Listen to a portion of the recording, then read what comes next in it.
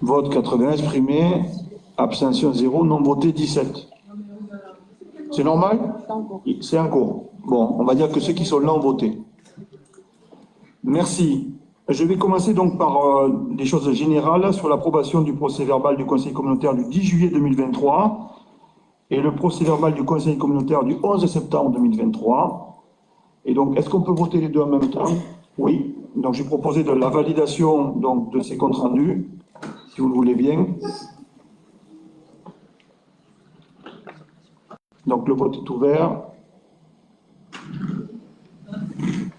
pour les PV. Allez, ça y est.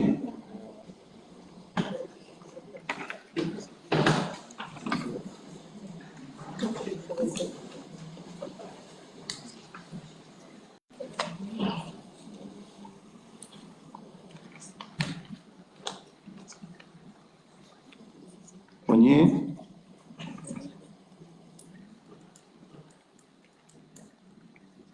Alors, on est fort.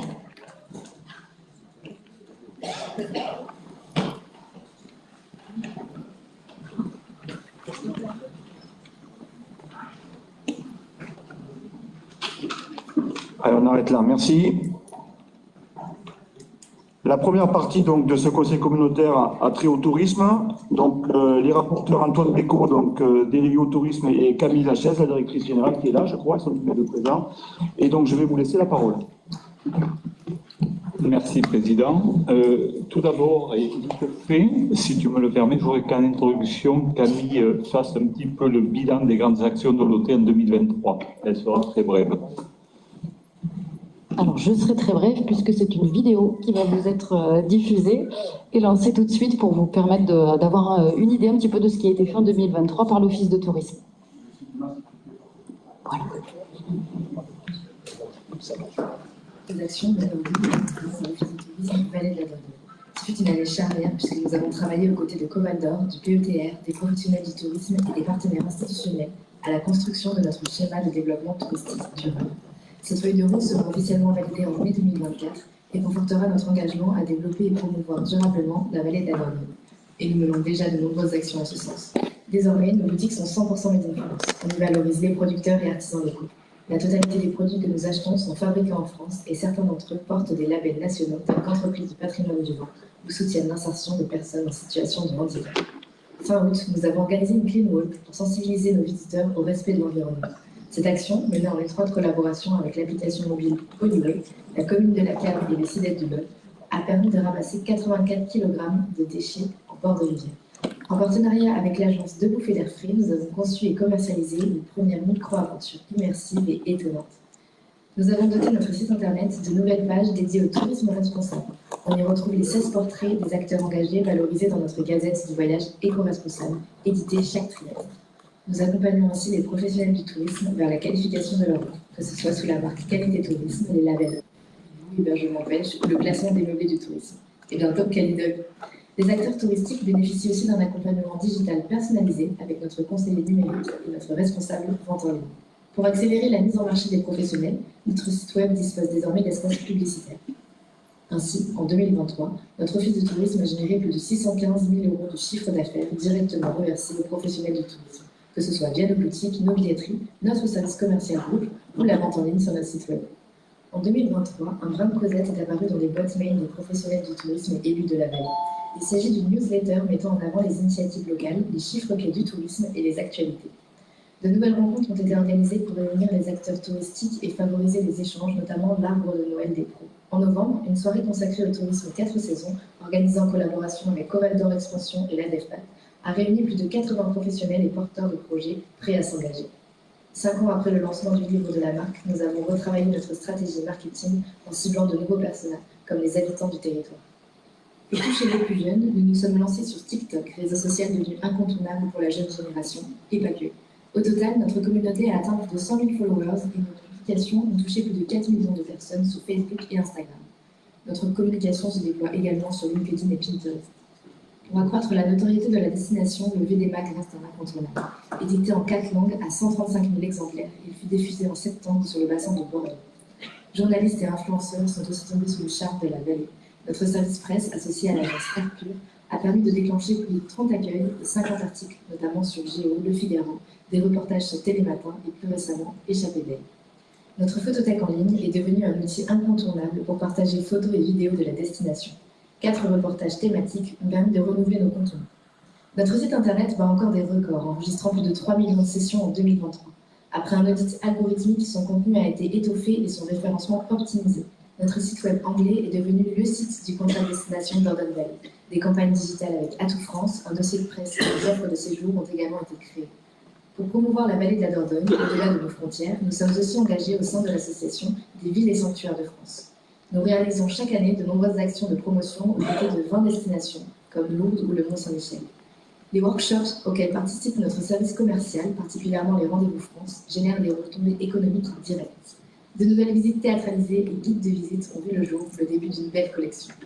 Nous avons accompagné la commune du Péché dans la création d'un nouveau parcours Terra Aventura. Les 18 cages de la vallée ont d'ailleurs attiré plus de 70 000 joueurs en 2023, un nouveau record.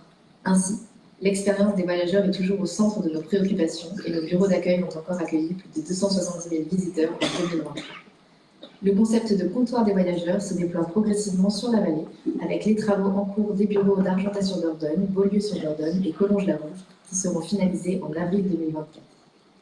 Quant aux escales des voyageurs, ces points d'accueil itinérants ou en dehors des murs de l'office, ils ont permis d'aller à la rencontre des voyageurs à Saucerac, La Chapelle-aux-Acs, Purmont, Bénat, en Xaintry et ailleurs. Le roadbook, cet outil digital qui permet de personnaliser le conseil, se déploie lui aussi progressivement dans les bureaux d'accueil et chez les professionnels. En 2023, notre office du tourisme s'est vu confier la gestion du site du barrage de Chasseron par EDF Hydro. Promotion, communication, mise en réseau, vente en ligne ont permis de réinscrire ce site comme un incontournable de la vallée de la Dordogne.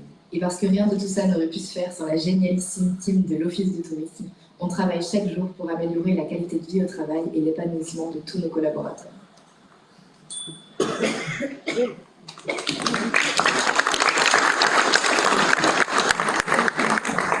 Voilà, je vous remercie et je félicite surtout les équipes par rapport à cette présentation.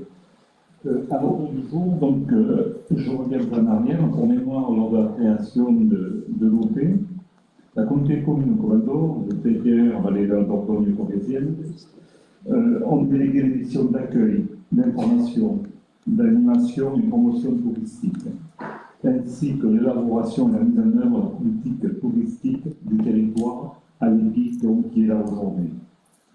En 2022, l'OT Vallée de la Dordogne, en tant que territoire du Massif central, a eu la chance, je dis bien la chance, d'être lauréat du plan Avenir Montagne Ingénierie, qui nous a permis donc d'avoir un poste en ingénierie, Mathieu Suot, que tout le monde connaît.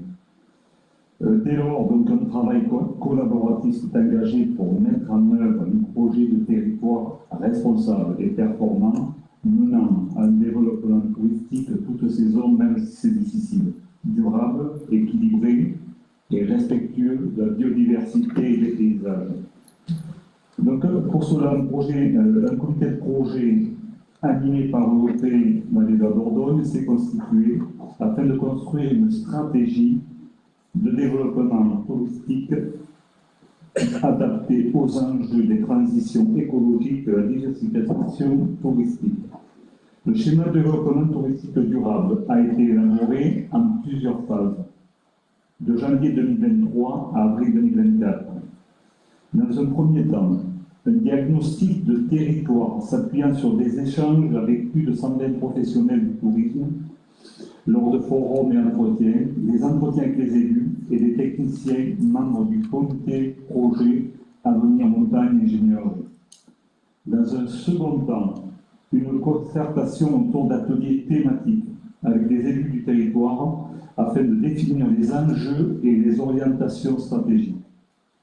Et enfin, des entretiens avec les futurs pilotes, avec des fiches actions pour détailler les opérations en cours et à venir. Les défis majeurs identifiés à relever sont les suivants. Tourisme bas carbone, favorisant la mobilité et l'accessibilité. Tourisme équilibré, alliant expérience du visiteur et qualité de vie des habitants. Tourisme, levier du développement territorial. 23 actions sont définies pour répondre à ces défis, organisés autour de 3 axes prioritaires. 1. Mettre en œuvre, piloter et animer la stratégie partagée de tourisme durable en Vallée de la Dordogne. En 2, s'appuyer sur la marque Vallée de la Dordogne pour favoriser l'attractivité du territoire. En 3, favoriser un développement touristique équilibré en Vallée de la Dordogne. Pour cela, Camille, je te laisse la parole pour présenter le nouveau schéma.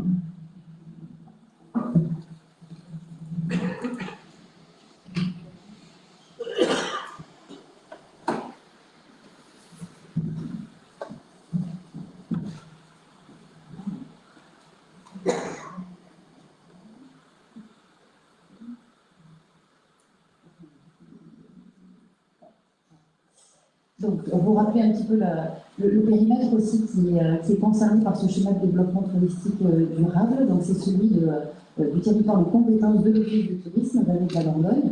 Donc, le territoire dans son entièreté, dans sa partie vaudoise et dans sa partie corrézienne. Donc, un territoire qui aujourd'hui compte 8 plus beaux villages de France et la rivière Dordogne qui nous lie et qui est préservée à l'UNESCO. Et donc, ici, vous retrouvez les collectivités qui sont concernées par ce schéma. Donc au Val d'Or, bien sûr, le PETR Vallée de la Dordogne corrézienne sont 2 collectivités de tutelle de l'Office du tourisme, mais aussi 2 communautés de communes en Sud-Corrèze qui ont délégué l'exercice de la compétence tourisme au PETR Vallée de la Dordogne corrézienne. Donc c'est le Midi-Corrézien et les Intrigues Val d'Ordogne. Donc 2 départements, 2 régions, et donc beaucoup d'acteurs qui ont participé à ce travail de concertation. Donc sur ce territoire, vous le connaissez, mais les éléments forts en contrat de destination, on en a parlé un petit peu tout à l'heure, Dordogne-Vallée, qui nous permet, associé à d'autres partenaires comme Sarlat ou Brief par exemple, de travailler sur la promotion du territoire à l'international, notamment à destination des marchés britanniques, belges et néerlandais. Un contrat Grand Site Occitanie en cours de renouvellement sera prochainement fait, Rocamadour, Vallée de la Dordogne. Donc un territoire avec, vous le connaissez, mais une richesse patrimoniale importante, des sites de visite forts, bien sûr, Rocamadour, avec 1,5 million de visiteurs par an, le gouffre de Padirac, 525 000 visiteurs, vous l'avez ici, Collonges-la-Rouge, et puis des sites phares sur tout le territoire, et on s'attache, nous, à assurer un maillage de toute l'offre touristique du territoire. Notre clientèle, elle est essentiellement française, bien sûr, à 73%, et les visiteurs étrangers, qui sont 27%, sont essentiellement néerlandais, belges, britanniques, espagnols et allemands. 35 000 lits marchands sur l'ensemble de la destination, 20 000 lits à peu près sur Val d'Or. La stratégie marketing, elle a été requestionnée dans le cadre de l'élaboration de ce schéma, et le livre de la marque a été actualisé. Donc c'est le support, le guide que vous avez ici et qu'on peut vous mettre à disposition. En 2018, l'Office de tourisme avait travaillé à l'élaboration de ce livre de la marque, qui est en fait notre stratégie marketing. Et en 2023, on a un travail de reprise de ces contenus, voir si tout était toujours d'actualité, et de nouvelles cibles de clientèle ont été ajoutées. Donc c'est ce qui guide la stratégie marketing de l'Office et qu'on déploie aussi chez les partenaires. Donc ici, vous avez nos cibles qui sont représentées par des personas, mais pour faire rapide et simple, on a ajouté les habitants et les nouveaux arrivants du territoire, les jeunes, les couples sans enfants, dans nos cibles de clientèle, puisque jusque-là, c'était essentiellement des clientèles familiales. Alors le tourisme durable qui guide finalement notre stratégie depuis 2021, avec notamment ce plan, le plan Avenir Montagne Ingénierie, auquel nous avons pu candidater, puisque nous sommes un territoire du Massif central. Donc on a répondu, comme le disait Antoine Bécaud, à un appel à manifestation d'intérêt en 2021. Et en 2022, nous avons été retenus, donc lauréats du plan Avenir Montagne. On avait déjà lancé une démarche RSE en interne, donc au sein de notre structure, avec des achats plus durables, une boutique, vous l'avez vu tout à l'heure, avec des produits locaux ou français à 100%, en lien avec les professionnels du tourisme, la valorisation des professionnels engagés. Mais à partir de 2022 et encore plus en 2023, on déploie cette stratégie à l'échelle de la destination et démarre donc la création du schéma. et la concertation avec les acteurs du territoire. Alors, vu la dimension de l'Office et de son territoire, vous l'imaginez, ça fait beaucoup de partenaires, mais on a travaillé plus étroitement, trop vite. On a travaillé plus étroitement avec les professionnels du tourisme de la destination, les agences départementales de développement touristique du Lot et de la Corrèze, et bien sûr les élus techniciens de nos deux collectivités de tutelle, Coval d'Or, le PETR, Coval d'Or Expansion, le Pays d'Art et d'Histoire, le PNR aussi, l'Écosse du Quercy, et le syndicat mixte du Grand Site de Rocamadour, pour travailler ensemble à cette feuille de route. Le diagnostic, Antoine Bécaud l'a présenté, avec des défis autour de la mobilité, de l'expérience des visiteurs alliés à la qualité de vie des habitants et au développement économique. Donc le premier axe fort du schéma, mettre en œuvre, piloter et animer la stratégie partagée de tourisme durable en vallée de la Dordogne. Donc finalement, ce travail qu'on a démarré, enclenché avec la construction du schéma, poursuivre la mise en place de cette gouvernance, l'animation concertée avec tous ces partenaires. La première action importante a été la redéfinition de la convention d'objectifs et de moyens qui lie l'Office de tourisme à Coval d'Or et qui sera présentée sur une prochaine instance, au prochain bureau. C'est une des premières actions. Et au niveau de l'observatoire, créer une cellule d'observation et surtout se doter de data, de données qui nous permettent d'orienter notre stratégie. Et là, on travaillera notamment avec l'Autre Tourisme qui est en train de créer une plateforme de data visualisation et on s'inscrit dans ce projet pour avoir des données à disposition sur le territoire. Favoriser l'émergence de projets touristiques en lien avec nos valeurs. Hein. Donc ici, c'est l'accompagnement essentiellement des porteurs de projets en lien avec Coval d'Or Expansion, l'accompagnement des projets structurants du territoire, donc des collectivités, que ce soit de Coval d'Or ou des communes, et puis participer aux actions notamment départementales sur la préservation, notamment la gestion de l'eau, pour vous citer un exemple ici. L'axe 2, il est plutôt autour de l'attractivité de la destination vallée de la Dordogne, une attractivité en 3 temps, hein, touristique, résidentielle et économique. Alors tout ce qui touche à l'attractivité touristique, on est sur les missions un peu régaliennes de l'Office de tourisme, donc notre travail marketing, comme on l'a vu tout à l'heure, aller toucher ces nouvelles cibles de clientèle que l'on a identifiées à travers notre communication multicanale. Vous savez qu'on est très présent sur le web avec un site web très, très fort, mais qui aujourd'hui ne s'adresse peut-être pas complètement aux nouvelles cibles de clientèle identifiées. Donc on le fait évoluer régulièrement. C'est toujours le premier site de destination touristique du Grand Sud de la France. On bataille toujours avec l'île de Ré, mais si on dépasse largement le Pays Basque, pour vous citer quelques exemples, ou Toulouse ou Bordeaux, par exemple. Accroître la visibilité des professionnels du tourisme. On est vraiment là pour être apporteurs d'affaires, mais aussi pour faire bénéficier les professionnels de nos outils de communication et de les mettre en lumière, et notamment de leur donner accès aussi à des outils de vente en ligne, de les accompagner via des campagnes de communication et essentiellement aussi de communication digitale. Sur l'attractivité résidentielle, donc ici, un objectif fort d'attirer de nouveaux habitants, tout en veillant à un équilibre entre hébergement touristique et hébergement résidentiel. Ça peut passer par une étude la mise en place d'un numéro d'enregistrement, dématérialiser l'inscription en mairie des meublés et des chambres d'hôtes pour faciliter cette procédure. Attirer de nouveaux habitants via la politique départementale au MyLot sont des exemples, mais s'appuyer sur les atouts du territoire, et on a des supports et des outils de communication pour ça, pour attirer de nouveaux habitants et également de nouveaux talents, des collaborateurs, aider les entreprises à recruter, pas que les entreprises touristiques, mais fournir, doter les entreprises du territoire de moyens de communication là aussi pour valoriser la destination, puisque ça sert autant qu'une offre d'emploi, autant valoriser le territoire. Donc l'attractivité ici économique, c'est aussi l'hébergement saisonnier, accompagner les professionnels sur des solutions, avec notamment l'autre quart de saison.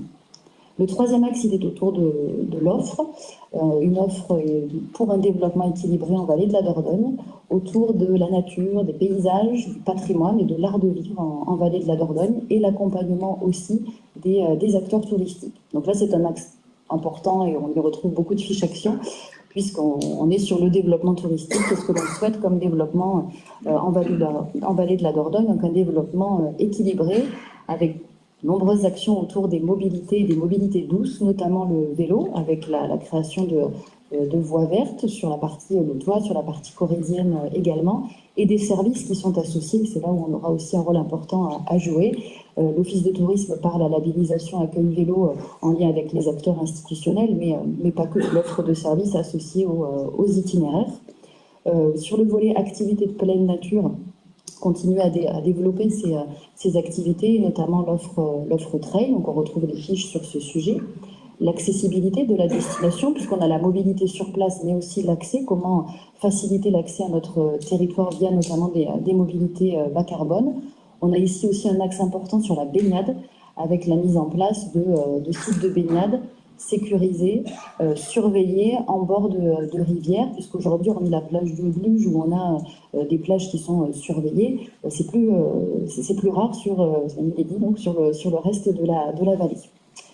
Proposer une expérience animée de la vie locale, donc là c'est soutenir les opérateurs événementiels et notamment les organisateurs d'événements sur du hors-saison pour favoriser un tourisme 4 saisons sur la vallée de la Dordogne. Valoriser aussi les savoir-faire, les producteurs, les artisans en lien avec les programmes alimentaires de territoire. Et donc coordonner la mise en valeur de notre patrimoine avec un projet phare, la création du CIEP à Carénac. On retrouve également tout un axe sur un réseau d'acteurs engagés. Donc là, c'est notre mission de coordination des professionnels du tourisme, d'accompagnement à la mise en réseau pour faire ensemble, avec un axe autour de l'accessibilité, valoriser aussi l'offre touristique, déjà la recenser, ensuite valoriser l'offre accessible sur le territoire, accessible aux personnes en situation de handicap. Le tourisme social est aussi dans cet axe d'accessibilité. Animer le réseau, encourager la coordination entre les professionnels par l'organisation d'événements, d'ateliers, de formation à poursuivre, puisque c'est déjà des choses que l'on peut mettre en place, et donc veiller à la structuration de l'offre touristique et à la valorisation de l'offre durable.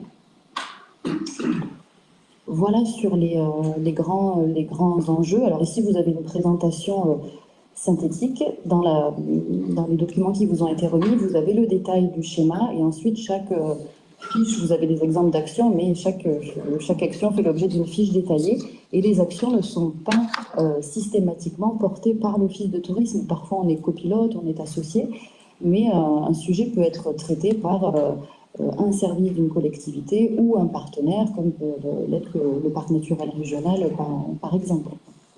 Donc c'est vraiment le schéma de la destination. Voilà, n'hésitez pas si vous avez des questions.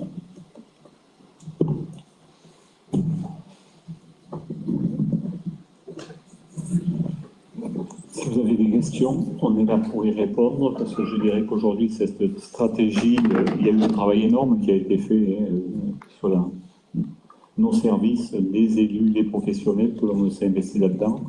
Donc on part pour 6 ans, je pense qu'il faut le valider. Il est important pour nous, mais il est surtout important pour le territoire.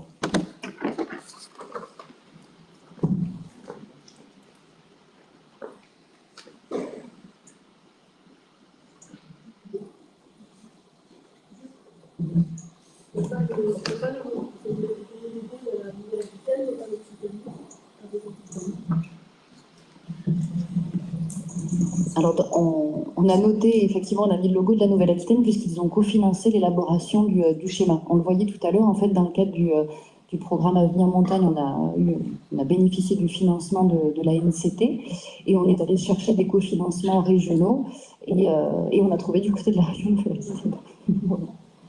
Mais on a associé le CRTL Occitanie, le comité régional du tourisme qui a participé à la réflexion. Et bien sûr, je ne l'ai pas dit, mais on a veillé à ce que notre schéma soit vraiment cohérent et en lien avec ce qui a été fait au niveau départemental et régional.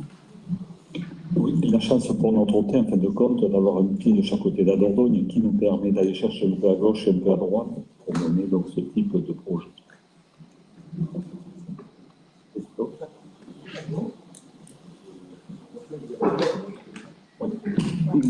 Donc, j'ai proposé évidemment l'adoption de ce schéma. Si à moins qu'il y ait des questions ou des compléments d'information à poser. Dire quand même 2 choses que j'ai vues sur un document qui est paru il n'y a pas longtemps, mais que tu connais, Camille, sûrement, sur Covel d'Or. on possède, sans dire de bêtises, 8 des 10 sites les plus visités du Lot. Voilà. Donc ça veut dire que c'est une ressource touristique et économique considérable et qu'il faut qu'on préserve évidemment dans notre politique publique, et je crois qu'il n'y aura pas de tourisme autre que durable. Donc ça correspond à ce qu'est la vision également au département et ce que l'Office fait tous les jours. Oui. Oui, et dire qu'aujourd'hui, on est réellement dans une autre démarche. Si on revient quelques années en arrière, on était là pour promouvoir, accueillir, et aujourd'hui, par rapport à ce schéma, on est réellement rentré dans ce qu'il fallait faire, je dirais, il y a déjà longtemps, travailler avec toutes les structures de notre communauté et du PETR midi-corrézien. On voit qu'ensemble, on arrive à faire de belles choses. Voilà. J'arrête les chiffres, mais il y a 9 200 000 unités, je crois, ou 3 dans le Lot, et nous on en a 4-5, hein, c'est ça? Voilà, il faut donner une proportion de ce que représente le tourisme de Coval-d'Or sur le département du Lot. Je propose de mettre au vote donc ce nouveau schéma.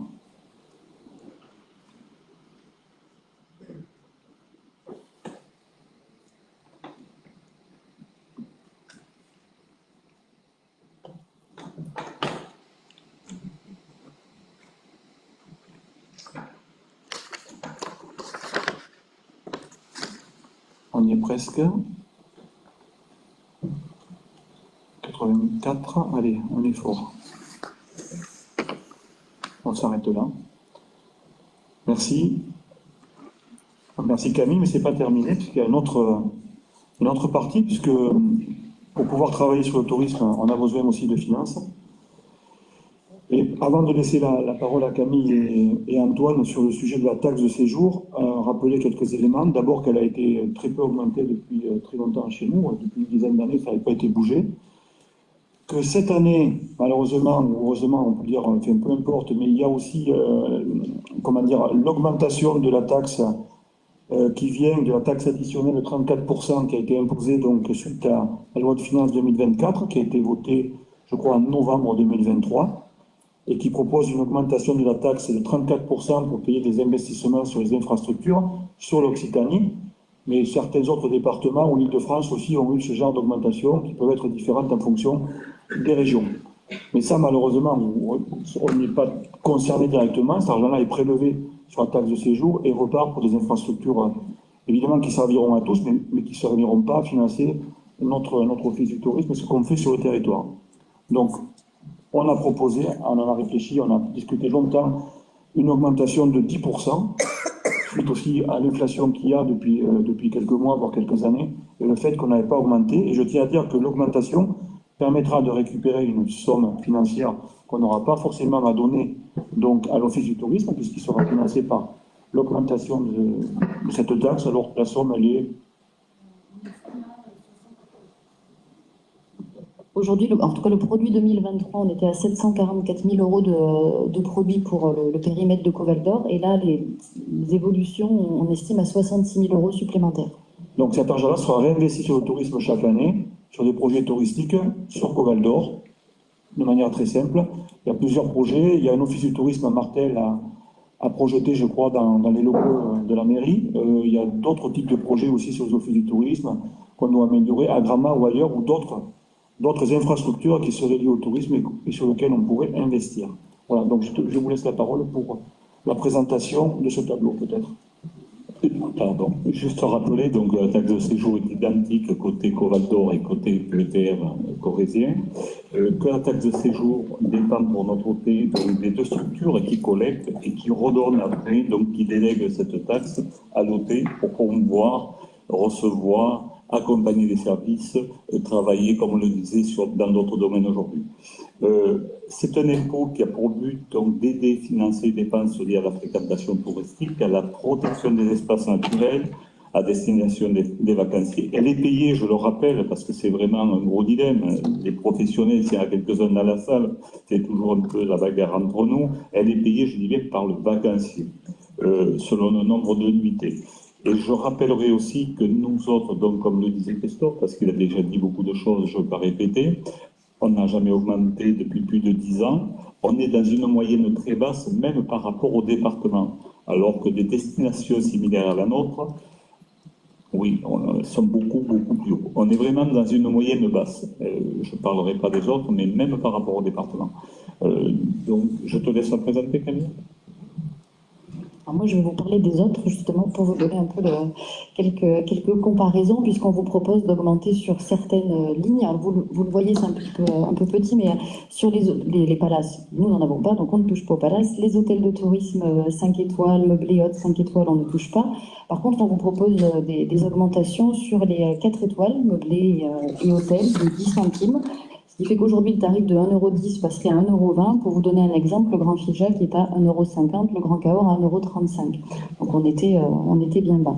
Sur les hôtels de tourisme 3 étoiles et autres, propose une augmentation de 10 centimes. On arriverait à 1 €. Pour vous donner là aussi une comparaison avec Sarlat qui est à 1,36 €. Du côté des hôtels et autres 2 étoiles, et on retrouve ici les villages de vacances 4 et 5 étoiles, on propose une augmentation de 20 centimes, ce qui nous amène à 0,90 €. Brive-Aglo est sur ce montant de 0,90 €. Tout ce qui est une étoile, résidence, hôtel, meublé, et les villages de vacances 1, 2 et 3 étoiles. On retrouve ici aussi les chambres d'hôtes et les auberges collectives. On propose une augmentation de 10 centimes, ce qui amène à 80 centimes. Donc on s'aligne là aussi avec Brive, ou pour vous donner des exemples, Albi, par exemple, le secteur, l'agglomération. Sur les terrains de camping, on vous propose de monter au plafond à 0,60, on était à 0,55. Donc on s'aligne avec Sarlat, Salaire, Brive pour quelques exemples. Sur les terrains de camping autres 1, 2 étoiles, on était déjà au plafond à 20 centimes, donc on ne bouge pas. Et pour les hébergements qui sont non classés ou en attente de classement, on reste à 5%. Là, on est au plus haut, et c'est volontaire pour engager aussi la destination vers une offre qualitative, et du coup inciter à aller vers des offres qualifiées, classées. Donc on est sur le pourcentage de 5% qui était déjà présent. Donc sur Coval d'Or, quelques données, on a 25 000 lits marchands sur les 35 000 de la vallée de la Dordogne intégrale. Et voilà, on estime en tout cas une évolution du produit de 66 000 € avec ces évolutions, si on se base sur le nombre de nuitées de 2022, puisque l'année 2023 n'est pas encore tout à fait consolidée. On a les recettes des produits jusqu'à fin juin de l'année N+1. Et ces tarifs seront applicables à partir du 1er janvier 2025, puisqu'on délibère pour 2025. Et je rappellerai que cette petite hausse, parce que quand on a donc travaillé dessus avec les élus corréziens et les élus d'Autois, côté Coval d'Or, c'est vrai que, certains ont dit qu'on aurait dû augmenter davantage. Je pense que restons quand même, à un niveau qui me semble correct, qui va compenser, je dirais, une petite partie que nous donne Coval d'Or, et Coval d'Or pourra éventuellement réinvestir dans d'autres domaines concernant le tourisme. C'est ce que disait Christophe tout à l'heure. Je te passe la parole, Christophe. Merci. Merci pour le travail qui a été fait, parce que surtout d'arriver à s'entendre, puisque vous avez vu qu'il y a la Corrèze qui est concernée, tout le monde est concerné, ils ont une synthèse qui est donnée là. Moi, je vous félicite pour ce travail-là. Alors c'est vrai que ça vient se percuter aujourd'hui avec l'augmentation sur les infrastructures. C'est comme ça. Je pense qu'il faut aussi que Coval d'Or s'y retrouve et qu'on puisse aussi investir normalement, et qu'on compense les coûts tout simplement d'augmentation de la vie, puisque le travail qui est fait par l'Office du tourisme demande des moyens, et c'est normal de leur donner de quoi fonctionner. Puis on aura l'occasion aussi de faire des travaux avec cet argent-là, je pense, tous les ans qu'on ciblera. Donc moi, je vous proposerai que dès l'année prochaine, en fonction de l'augmentation de l'argent qu'on récupérera, on flèche chaque année un projet touristique. Ça pourrait être l'idée pour montrer l'intérêt d'avoir fait cette opération. Y a-t-il des questions? Donc je proposerai de mettre au vote ces nouveaux tarifs de la taxe de séjour.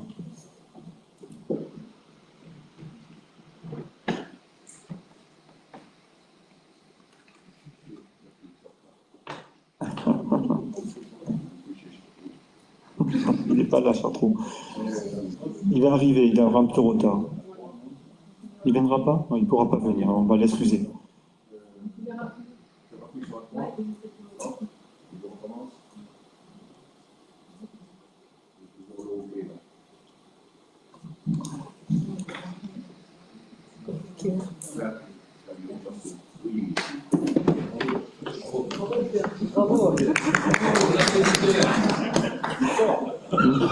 Merci à tous. Allez, on continue. Toujours avec le tourisme, sur donc la composition du CODIR qui a eu où il y a eu quelques modifications. Alors, donc, du fait, je vois notre sénateur qui est arrivé donc, de son élection au Sénat, donc il y a eu un petit jeu de chaises musicales. Donc, nous vous proposons donc, de nommer Michel, qui doit être là, Fournier-Bourjade, je crois l'avoir vu, voilà, comme titulaire. Elle était suppléante au niveau du CODIR. Et pour le suppléant, donc, je proposais Maurice Lamourou, que je pense avoir vu aussi, spécialiste du tourisme Silanais, qui nous représentera aussi. Alors, pour les élus, pas pour les socioprofessionnels, puisque dans le CODIR, vous avez des élus et vous avez des socioprofessionnels. Donc là, il aura à représenter Covel d'Or en tant que suppléant. Voilà les propositions qu'on peut vous faire. On a également à valider quelques noms en même temps, peut-être ou pas, qui ont été validés, je crois, par le CODIR. Je vais vous les donner, parce qu'ils sont peut-être donnés après ou pas. Non? Alors, je vous donne les noms. Pour les campings titulaires, Frédéric Aube, donc du Ventoulou, à Tégra. Suppléant Pierre Circal, donc de Creys. Pour les restaurants, le suppléant, c'est Christophe Charbogne, du Grand Couvent à Gramat. Pour les associations locales de commerçants, artisans, activités diverses, donc un titulaire Angélique Savaros, donc de Souillac, de l'association des commerçants de Souillac. Ça, c'est des modifications qui ont été entérinées par le CODIR qu'on a simplement à valider. Et évidemment, il y a la permutation, puisque Raphaël Daubé donc, est remplacé par moi-même, et donc il fallait qu'on libère également une autre place. Voilà les modifications sur le CODIR. Y a-t-il des questions sur ce petit jeu de permutation? Non. Alors je propose de le mettre au vote également, s'il vous plaît.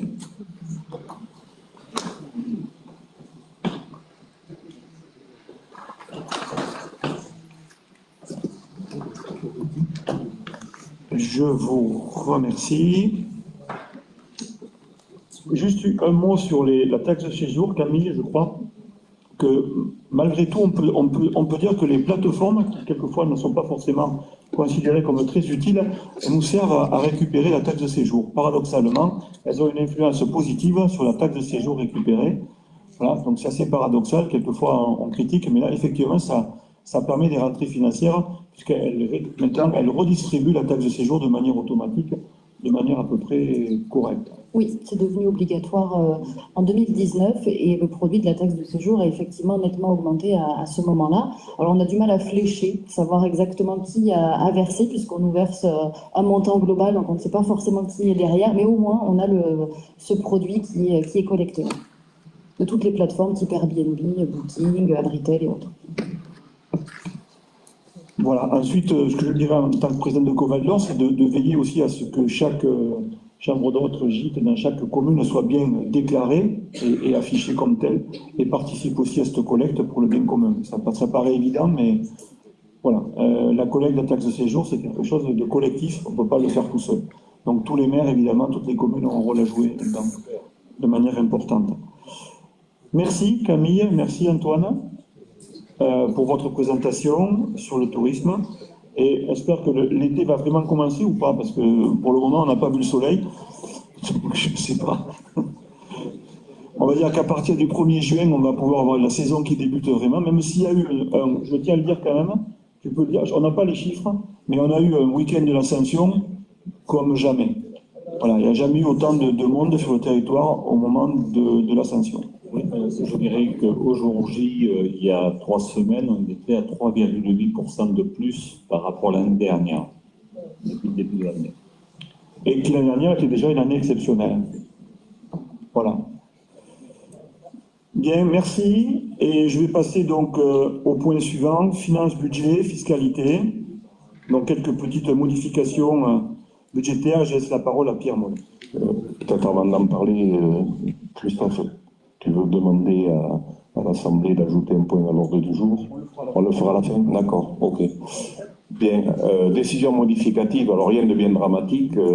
Vous savez que le budget annexe est photovoltaïque, vous savez que dans les budgets, pour équilibrer, il y a une petite croix pour la soif, on met des dépenses imprévues. Alors les dépenses imprévues, que ce soit en fonctionnement ou en investissement, ne doivent pas dépasser 7,5% des dépenses réelles.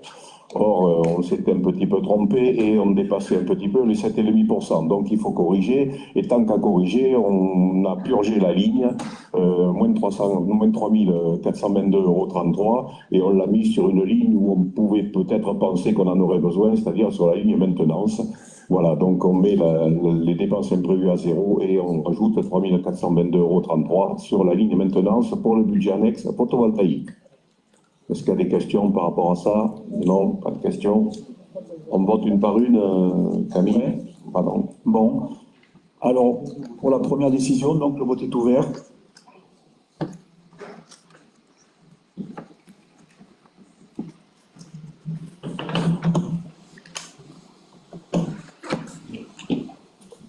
Merci. Même chose pour le budget du SPANC, c'est la même problématique, sauf que c'est en section investissement. Donc on purge les dépenses imprévues à hauteur de moins 7 400 et on le met sur l'achat de véhicules et sur le matériel informatique, qui sont les deux lignes où on pourrait peut-être avoir besoin de ces 7 404,38 €. Voilà. S'il n'y a pas de questions, On le met au vote.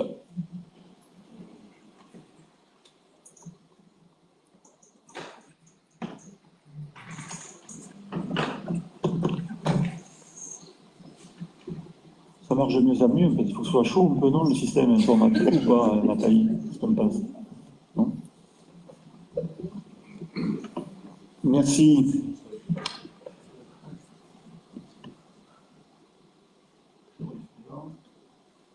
point suivant, donc c'est créances éteintes.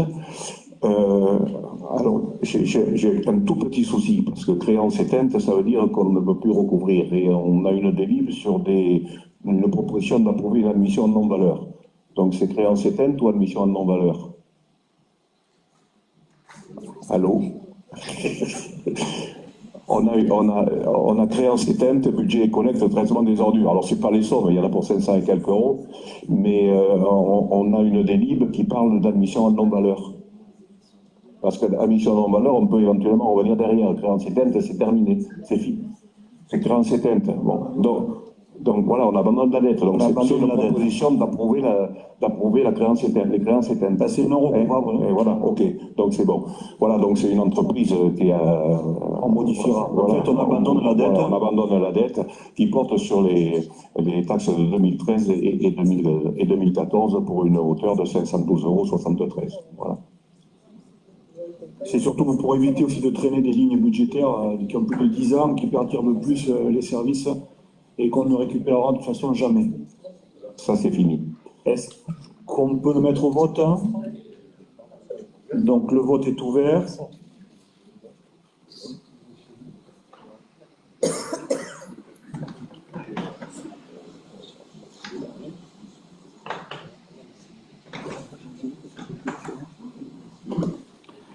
Merci. On va passer au sport sur donc la piscine de Biars et donc je vais laisser la parole donc à Jean-Philippe. Oui, donc initialement sur la restructuration, rénovation de cette piscine, il avait été question de prendre en compte les besoins exprimés qui étaient en fait un besoin sur 5 couloirs de nage. Et donc, il avait été imaginé de pouvoir agrandir cette piscine. Les études de sol et les études de structure ont démontré que ce serait certainement une erreur. On aurait commis des erreurs de structure et de ce qu'on appelle des tassements différentiels qui risquaient de créer des désordres trop importants. De fait, on est revenu à rester sur les dimensions initiales de cette piscine et les travaux ont démarré. Toutefois, le besoin exprimé était toujours de 5 couloirs de nage. Et en fait, le maître d'œuvre a un petit peu oublié ce cinquième couloir de nage et donc les frais inhérents à la réalisation de ce couloir avec un plot, etc. Donc, il est temps de le faire parce qu'on est en train justement de terminer ces travaux. Et donc, cela génère un avenant à hauteur de 4 352 € pour l'établissement Lacombe. Voilà, si vous avez des questions. En complément, c'est surtout pour faciliter l'apprentissage de natation et le fonctionnement des écoles et du club, puisqu'avec 5 couloirs de nage, il faut en travailler beaucoup plus d'enfants et beaucoup plus de sportifs. Donc 4 couloirs, ben, ça fait 20%. Voilà. Et les compétitions, évidemment. Voilà. Alors, c'est des compétitions, mais pas nationales. Voilà. Parce que les couloirs de nage ont des dimensions spécifiques pour certaines compétitions. Alors, on avait abandonné l'idée d'agrandir la piscine parce que le coût aussi aurait été extrêmement important. Donc, on était resté sur quelque chose de raisonnable, mais c'est déjà un coût énorme. Donc, on est parti sur ça. Voilà. Évidemment, les Jeux Olympiques ne se feront pas en 2038 à Bretenoux-Bias. Voilà. C'est pas possible. On est d'accord. Mais des compétitions départementales, oui, on a la validation de la Fédération de natation. Voilà. Donc, si vous le permettez, donc, on va pouvoir mettre en service d'ailleurs cette piscine courant juillet. On espère, voilà, le plus tôt possible, mi-juillet si on peut. Ça fera quand même presque 2 ans de travaux. Il faut dire qu'on a été très retardé avec à cause de l'amiante. Hein. Les travaux, et puis des entreprises qui nous ont abandonnés en cours de route, qu'il a fallu récupérer. Enfin bon, c'est plutôt un bâtiment qui sera, je crois, assez exceptionnel sur ce que j'ai pu en voir et qui devrait rendre un service, évidemment, notamment aux enfants. Donc, je vous propose de mettre au vote cette petite modification pour terminer en fait ces travaux.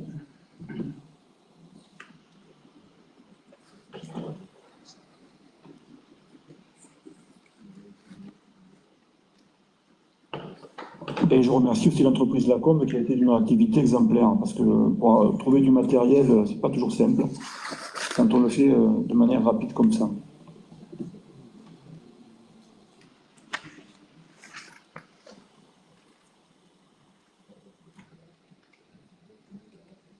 Merci.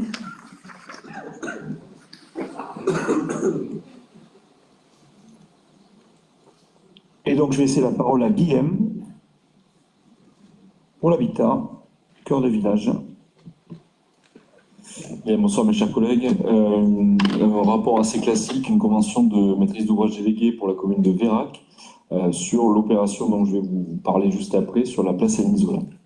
Donc il vous est simplement demandé de confirmer la maîtrise d'ouvrage communautaire sur cette opération.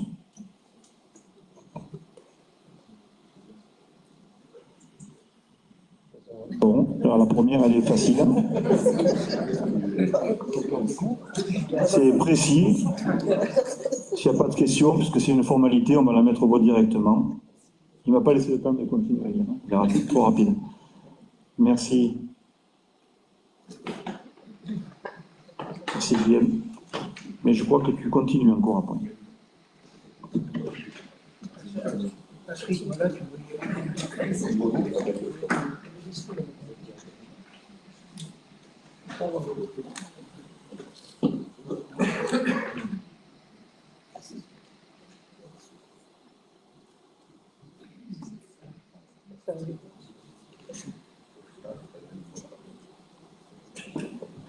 Ah pardon, donc je savais plus que c'était repassé.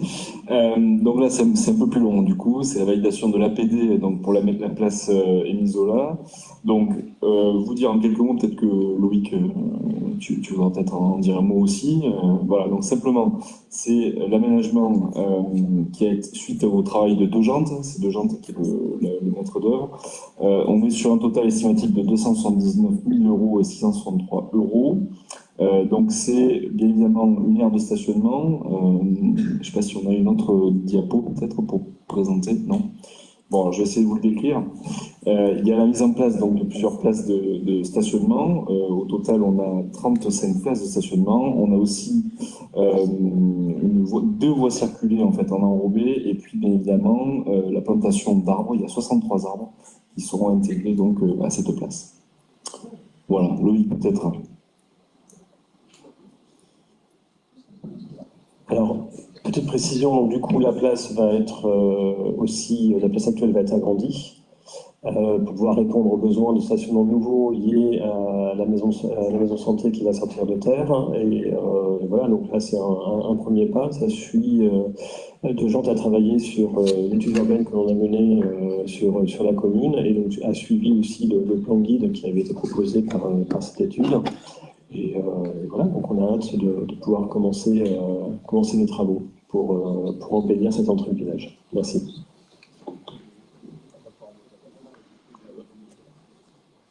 Voilà, donc il vous est simplement demandé de valider l'avant-projet détaillé. Alors, je vous mets au vote donc ce montant de travaux prévus sur Vérac. On peut mettre au vote. Le vote est ouvert.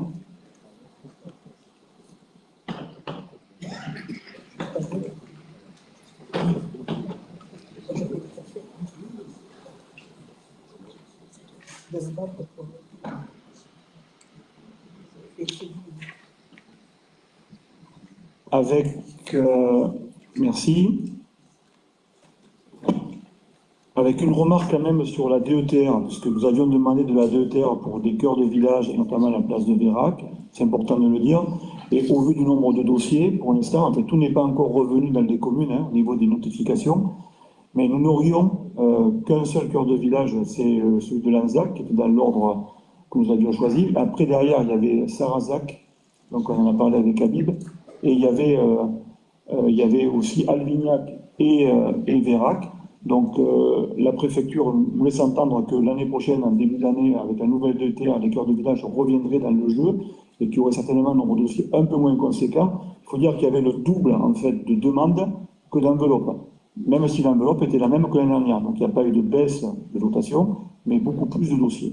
Donc pour certains cœurs de village, il faudra peut-être patienter jusqu'à l'année prochaine, à moins qu'il y ait quelques subsistes, on va dire quelques finances qui puissent rester en fin d'année. Donc à ce moment-là, elle reviendra vers nous. Il faudra être patient et attendre. Voilà. Oui. Sur la place de Vérac, oui. Oui. Oui, c'est cœur de village. Merci. Donc ça a été voté. On est bon? Alors à toi, Guillaume. Allez, je continue. Donc, modification des tarifs du Pays d'Arrêt d'Histoire. Donc, suite à la dernière commission qui s'est tenue, on a jugé utile de rajouter en fait pas mal d'ouvrages en fait à la boutique. Et comme vous le savez, pour la régie, on est obligé de vous repréciser en fait à chaque fois qu'on veut ajouter un ouvrage, de vous représenter un tableau en fait explicatif.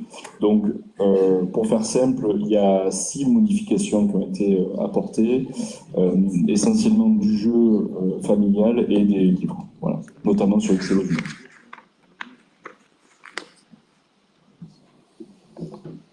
Merci. Donc on ne va pas voter chaque tarif, vous les avez eus, il y en a toute une ribambelle. Il y a les tarifications qui vont des affiches jusqu'à les tarifs de visite. Donc je vous demanderai de valider ces tarifs qui vous ont été envoyés.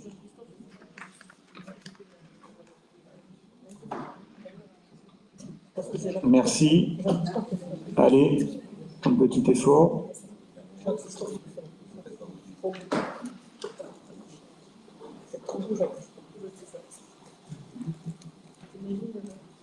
Merci.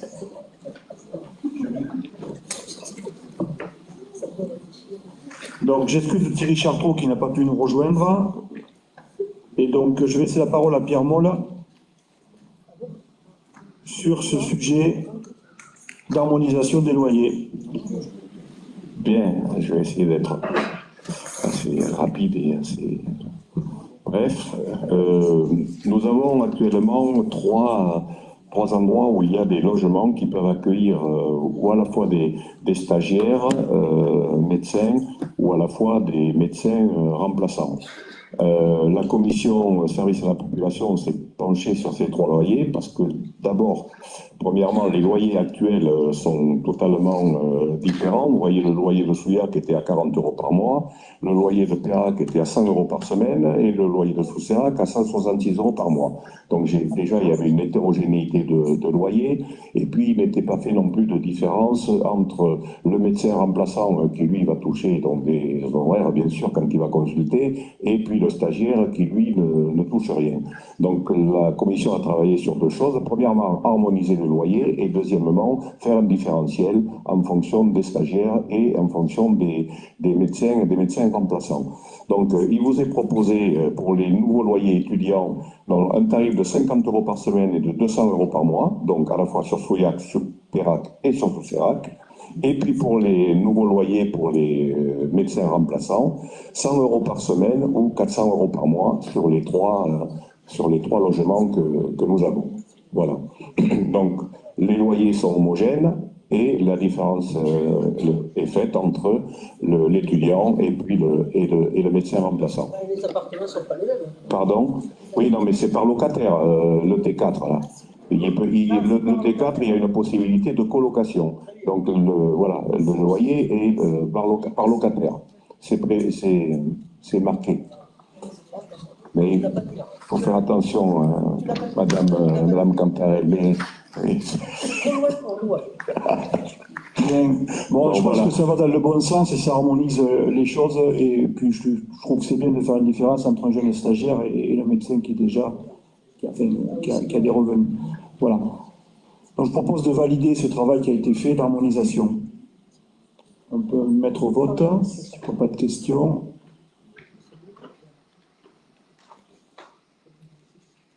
Merci. Encore un effort. Allez, on arrête là.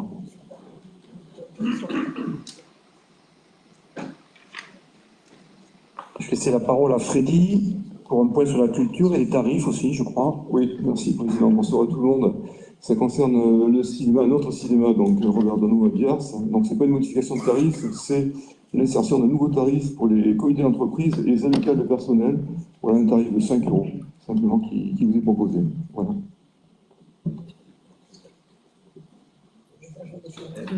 Alors, c'est le tarif.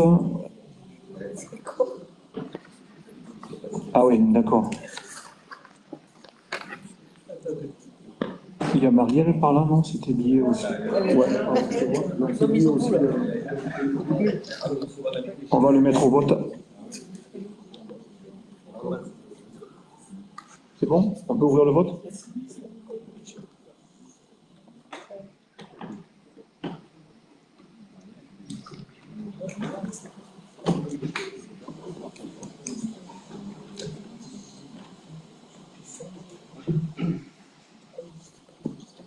Allez.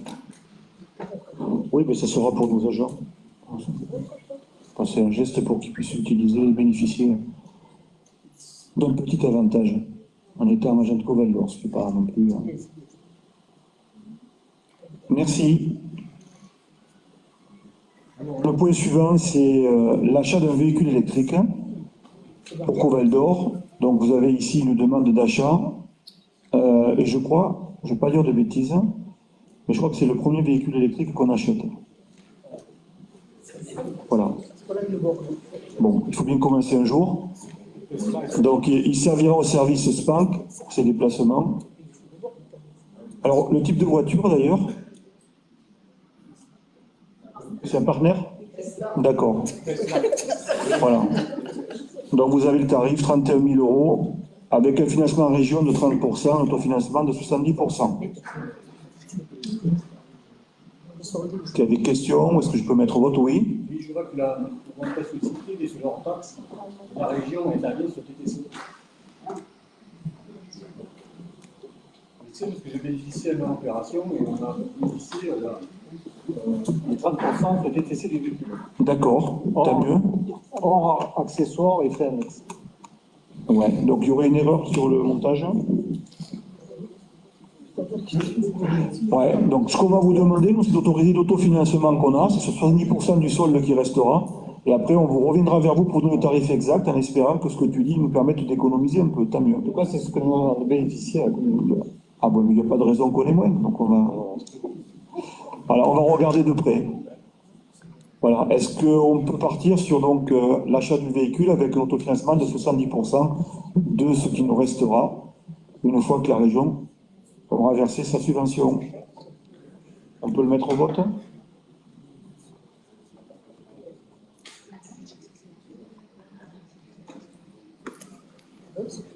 Non, mais ça me surprend.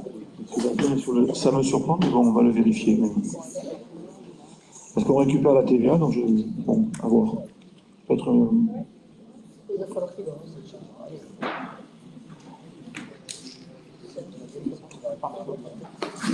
Merci. Et donc Marielle, que je cherchais en fait, elle est là. Et qui va pouvoir donc développer le point suivant. Merci. Oui. Alors le point suivant concerne l'adhésion au service de santé prévention du centre de gestion du Lot. Voilà, donc ils ont voté, le centre de gestion a voté le 16 novembre 2023 la création d'un service santé prévention. On l'a reçu, je crois qu'on a reçu la proposition d'adhésion aussi dans nos communes. Ça fait longtemps que sur Coval d'Or, la santé prévention n'était pas assurée. Donc nous allons vous proposer d'adhérer. Donc vous avez la convention en annexe. Donc c'est une convention que le président va signer jusqu'en 2027.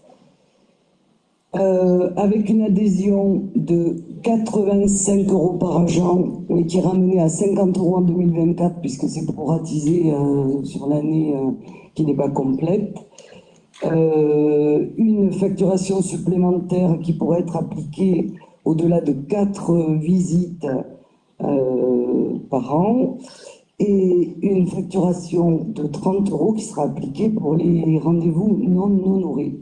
Voilà, alors le service, la sécurité et la santé physique sont des obligations pour les collectivités territoriales. Donc il s'agira de visites médicales, bien sûr, pour nos agents, à la demande de l'agent, mais qui peuvent être aussi à la demande de la collectivité. Et derrière cela, se met en place aussi un service de prévention et de suivi pour les agents qui le désirent ou les collectivités qui le demandent. Voilà. Donc, sont présents désormais au centre de gestion un médecin du travail, ça y est, il est présent, une infirmière en santé, une secrétaire médicale, une conseillère en prévention et une chargée d'ergonomie et référente handicap. Voilà. Donc la délibération consiste à autoriser le président à signer la convention et à autoriser, bien sûr, par la même Coval d'Or à adhérer à ce service santé-prévention du centre de gestion. Merci Marielle. C'est important parce qu'il y a plusieurs années qu'il n'y a plus de visite médicale pour les agents de Coval d'Or. Je crois que ça fait plus de 4-5 ans. Hein. Il n'y a pas de médecin, donc ça permettra de revenir dans les clous un peu. Voilà, et dire aussi que si on conventionne rapidement, on sera aussi peut-être servi plus rapidement, puisqu'ils mettent en place ce dispositif, et donc les comités de communes qui auront fait la convention le plus tôt pourront bénéficier du service de manière plus rapide. Donc je vous propose de conventionner avec le centre de gestion du Lot pour assurer cette mission de prévention au niveau des agents. On peut mettre au vote, s'il vous plaît.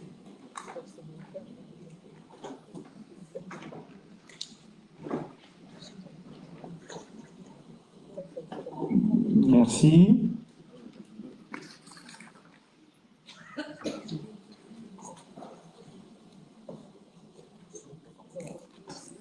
Alors, je vais vous proposer, avant d'attaquer les questions diverses et une information générale, de rajouter un point à l'ordre du jour pour un point technique sur le gymnase de Gramat, suite à l'étude des lots sur le chantier qui va avoir lieu.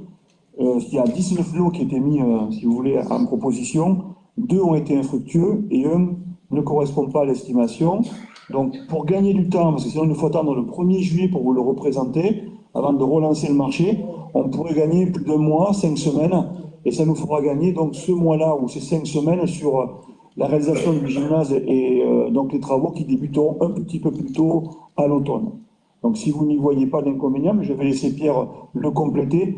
On vous demanderait l'autorisation de relancer donc sur 3 lots le marché pour le gymnase de Gramat. Je crois qu'il faut d'abord que vous votiez le fait de rajouter un point à l'ordre du jour. Donc je vous demanderai déjà de voter l'autorisation de rajouter un point.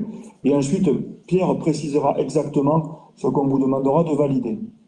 Donc la première chose, c'est de valider donc le rajout d'un point à l'ordre du jour. Est-ce que vous êtes d'accord de rajouter ce point sur le gymnase de Gramat? Oui. Est-ce que ça sera... Est-ce que ça va être accepté? Parce que je veux dire, c'est pas un début de séance et qu'il faut le rajouter le point. Non, je ne pense pas. Non. En fait, je veux dire, il vaudrait mieux le mettre en début de séance, si tout le monde est d'accord, pour pas être embêté par l'administration. Je rappelle qu'on est enregistré.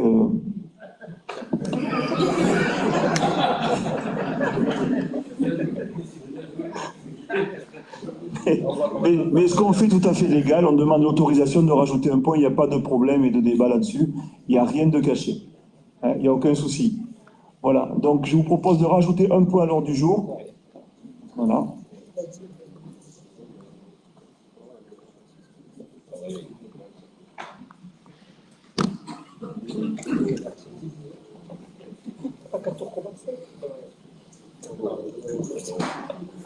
On va laisser voter, il manque encore 2 votes. Allez, un petit effort. Non? Allez. Le dernier? Ça serait bien le dernier, non?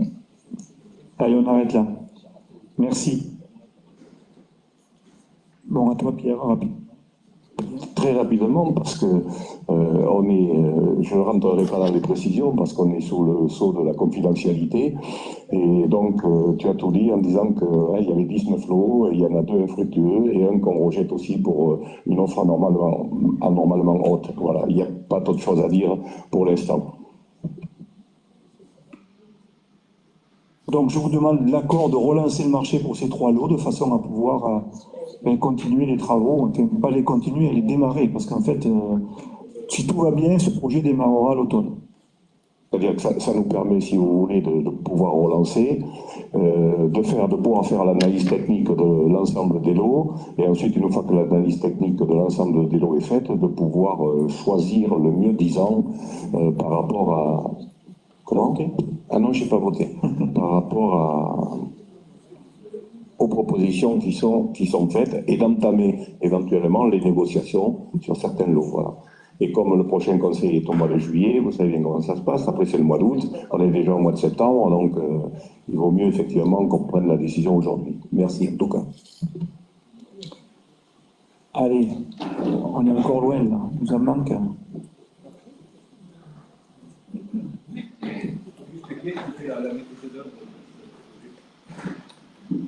L'architecte? Ah, le nom, ils sont de Corée. Olivier? Ouais, Arquizen.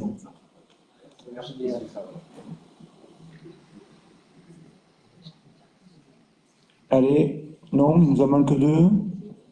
Pour le dernier vote, est-ce qu'on pourrait avoir 86, c'est possible? Non?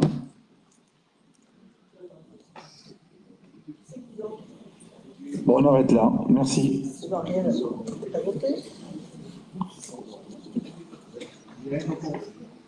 On revient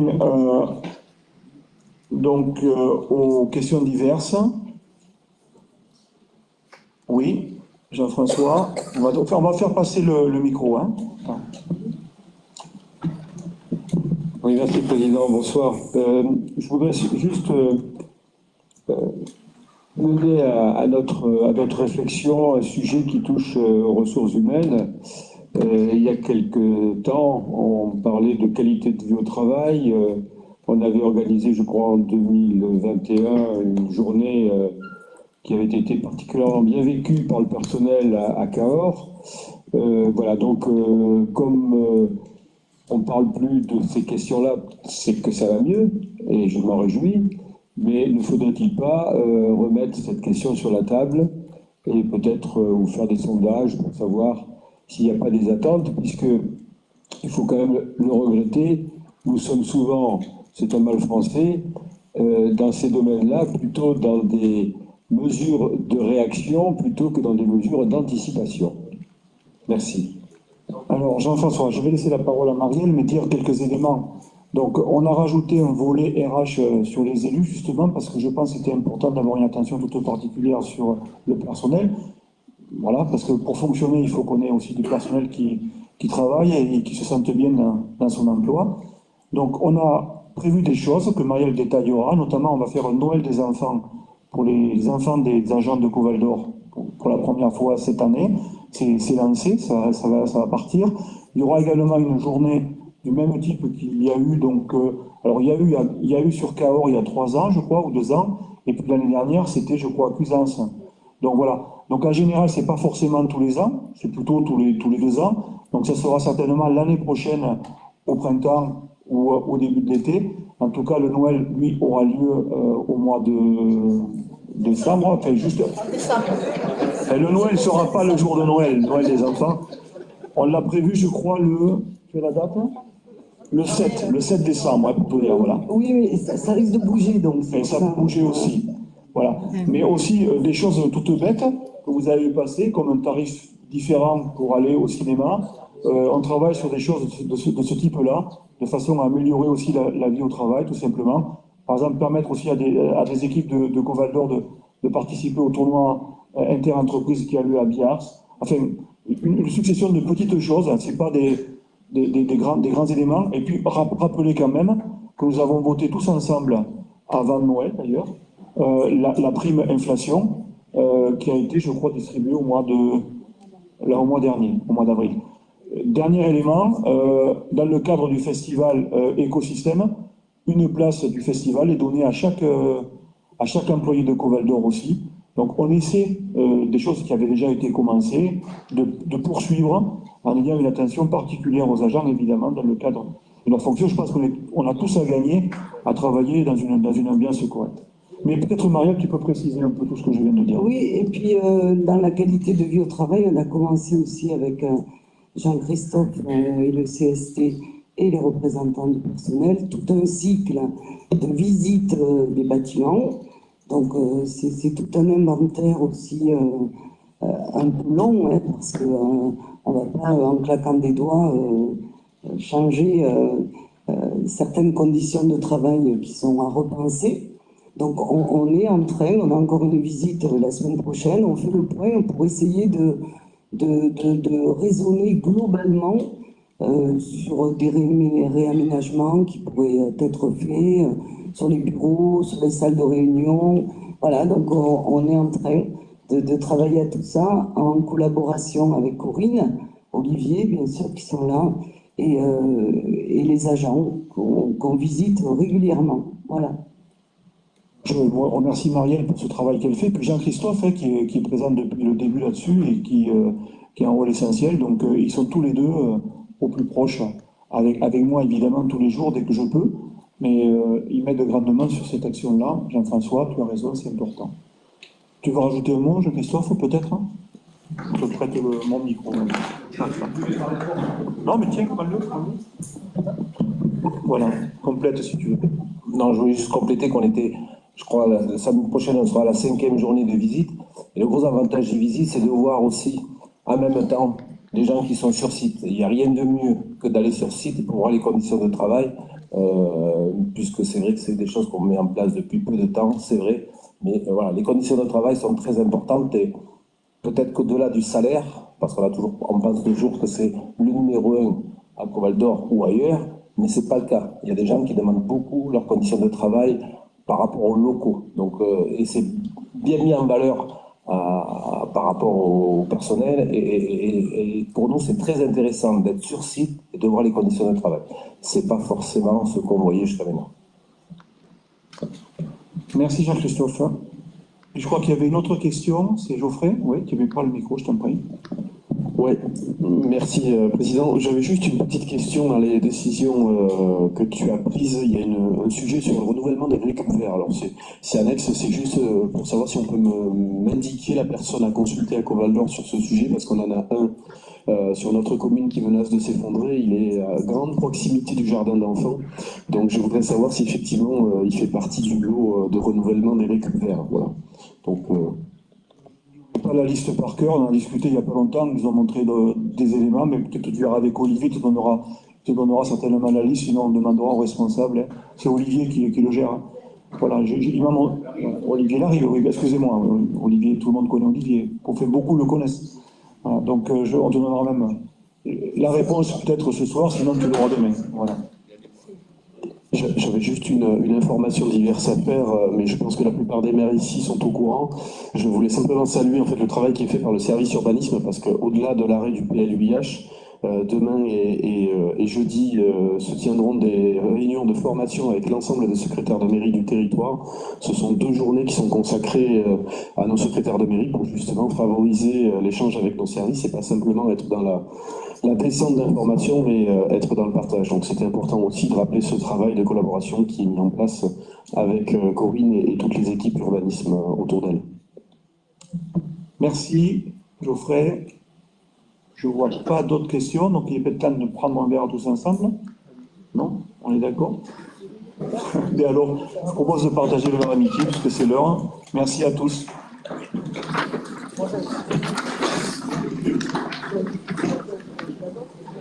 Thank you.